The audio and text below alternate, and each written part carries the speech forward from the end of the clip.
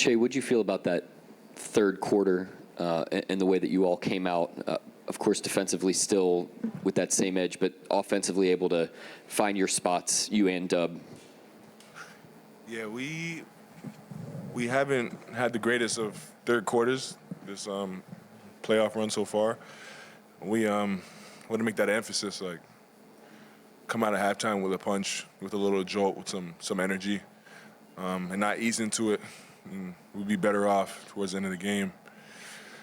We just made that emphasis, and we didn't panic. Obviously, with the struggles in the first half, we missed a bunch of layups as a group. We missed free throws, like the easy ones, and we knew that we stuck with it. They would eventually fall, and they did. Shai, you've played a handful of series now as a first option. What have you sort of learned about how to process a game from quarter to quarter, how you value each quarter up until maybe the point it's time for you to close the game? Yeah, it's always a chess match out there. Like, you go out there, you have a base coverage, you have something that you want to start with, then you see how the game goes, and then you just read and react and adjust from there. They make a move, you make a move. Like, it's back and forth, and it's going to be like that throughout the series. They're a really good team. They'll make adjustments. They'll get better for sure. We have to continue to get better as well. As far as the back and forth, it seemed like early you were trying to set that line of like what sort of physicality could go, what couldn't, and the shots you would take with that. What sort of changed from half to half as far as the calls you felt like you got and what you wanted to shoot? I don't know. I'm not too sure what you mean by that. I was just out there being aggressive, trying to get to my spots. Obviously, it wasn't falling like it usually does and like I would like it to. But it's part of the game. Nothing really changed in my mindset. I just try to continue to be aggressive, continue to trust my work, and it worked out for me in the second half. Yeah, Shai, Mark was just in here talking about how a guy like Kenrich, who didn't play in last series, coming in, breathes life into the team. And not just him, Isaiah Joe. First off, do you agree with that assessment? And then what does that do for you guys on a night like where your shots aren't falling? Yeah, absolutely. Every series is different, and every game in every series is different. Different matchups. You need different things for different opponents. So, like, our readiness as a group has been special, and we're going to need it the further we go. But those two guys were nothing short of who they've been all year. Like, guys who play one night, not play the next night, play 30 minutes a night after that. Like, they are always ready. They know what they bring to the team, and they go out there and do it at a high level. And then that's why they were ready for their moment tonight. But, yeah, we don't win this game without those two guys, and hats off to those two guys. And those two guys are who they've been all year, and that's tough to do through the ups and downs and the emotions of, like, playing and not playing. So, yeah, hats off to them, too, for sure. Yeah, Shai, Mark was talking about how he thought it took you guys a little time to recalibrate with the different style of opponent. Did you feel that at all during the game, that you have to remind yourself, oh, this isn't Denver anymore? It felt different from jump. They're more like pressure-oriented. It feels like a little more physical. But at the end of the night, it's basketball. They throw you a problem and you have to solve it, whatever it looks like, and that's what it is every night, and that's what it was tonight. They had different coverages, different personnel out there, and we have to attack it and work together as a unit to solve the problems out there, and we did that tonight, especially in the second half. Andrew Schlecht with The Athletic.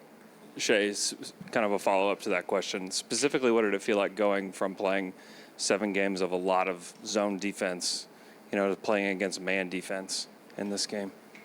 Yeah. Usually in the NBA you see man, and we're comfortable playing man, and the zone was a wrinkle, but it ultimately made us better for sure, and we can feel that. By the end of the series, we were attacking it way better.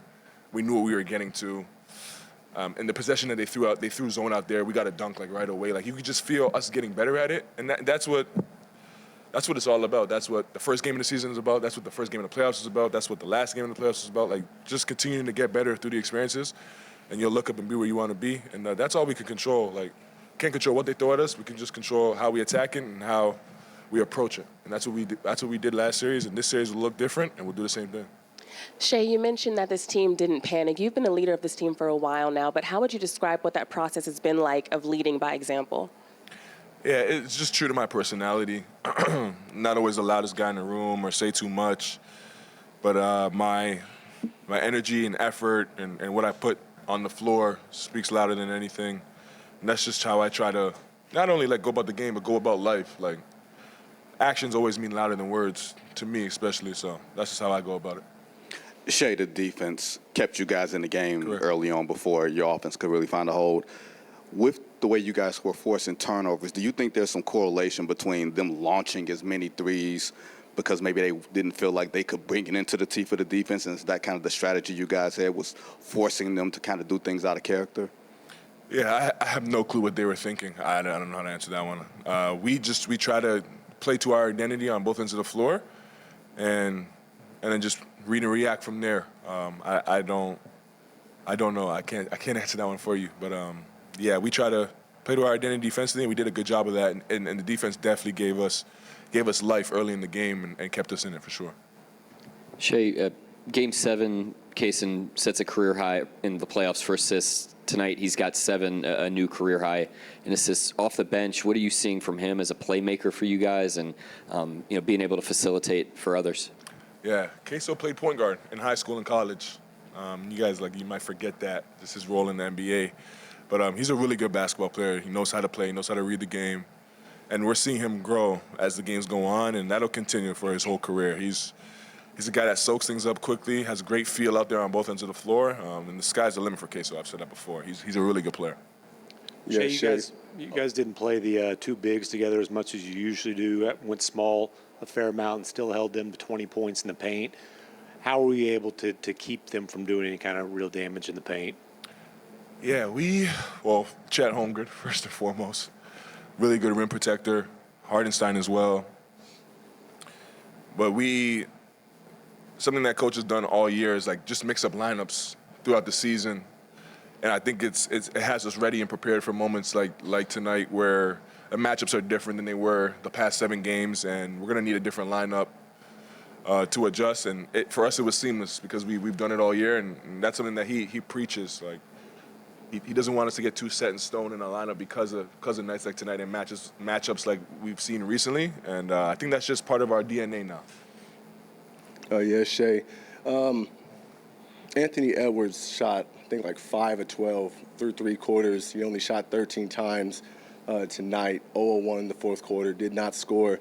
From your perspective, was it just him just not being as aggressive in the fourth, or was it something that you guys were intentionally doing to stop him? I don't know. I'm not too sure. Good player, though. He'll play better than he played tonight. It's a long series. We just got to be ready for whatever. Shai, you guys took 21 threes tonight. Those are the fewest you've taken all season by 6. What are some of the things that led to that? Just us playing basketball. I don't think we ever focus on what type of shots. As long as they're good ones, we try to let them rip. And I guess the threes, that we had less good threes tonight. But I don't know how to answer the question. We just go out there and play to our strengths, and whatever the night looks like, it looks like. How big did you think Chet was to open that fourth quarter? And then what is kind of your bigger picture view on his season and how he's kind of had to, I guess, reintegrate back to a moving ship? Yeah. Chet was great. When he's his best version of himself, we're the best of ourselves as a unit. It's no surprise. He affects the game at such a high level. From the moment he was on this basketball team, our win column went up, and it's no surprise. He affects the game every night, every possession at an extremely high level. And I think it's gone under the radar a little bit how hard it is to be a guy and then sit out for a couple months and have to integrate yourself into a team has the best record in the NBA and not step on nobody's toes, but also still be yourself. That's a super hard position to be in, and the way he's handled that has been special. And I don't know if he gets enough credit for that. He's a special person and a special talent, and he's the reason why we are what we are today.